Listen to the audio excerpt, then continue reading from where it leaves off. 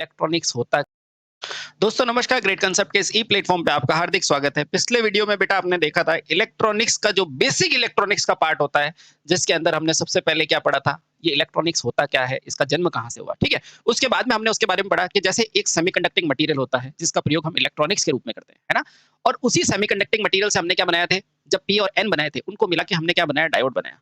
और उन्हीं दो डायोडों को मिला के हमने क्या बना दिया था, ट्रांजिस्टर बना दिया था। और जब मैंने ट्रांजिस्टर बनाया था तो मैंने बोला था कि अगर मैं नेगेटिव फीडबैक देता हूं तो बेटा क्या बनेगा, मेरा बन जाएगा आपका नेगेटिव फीडबैक देता हूं तो क्या बनेगा, एम्पलीफायर, है ना।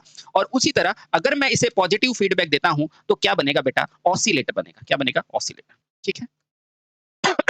हाँ, अब देखो बेटा हमने एम्पलीफायर तक की बात कर ली थी, है ना। अब ऑसिलेटर क्या होता है, ये बेटा जिसका पार्ट है ना उसमें हम बात करेंगे, यानी कि बेटा पावर इलेक्ट्रॉनिक्स के अंदर इसकी ज्यादा चर्चा की जाएगी। अब सवाल आता है कि सर ये बेसिक इलेक्ट्रॉनिक्स और पावर इलेक्ट्रॉनिक्स एक ही है। नहीं बेटा, एक होती तो दो बार क्यों पढ़ाया जाता, है ना। सुनो, ये ठीक बात थी कि बेटा ये जो सेमीकंडक्टिंग मटेरियल्स होते हैं, जो सेमीकंडक्टर मटेरियल होते हैं, इसके प्रयोग से हमने क्या किया बेटा, चीजों को क्या बना दिया, छोटा बना दिया। कैसे कि सर पहले स्पीड कंट्रोल करने के लिए बड़ा डिवाइस चाहिए था, लेकिन अब बेटा इलेक्ट्रॉनिक्स की मदद से छोटी जगह पर इसका कार्य हो गया, है ना। बहुत बढ़िया। लेकिन जब बेटा कालांतर में चीजों का विकास हुआ तो हमें लगा कि यार हमें ना केवल इन्हें छोटा करना है, बल्कि बेटा हमें क्या करना है, इसे तेज गति से भी चलाना होगा, है ना।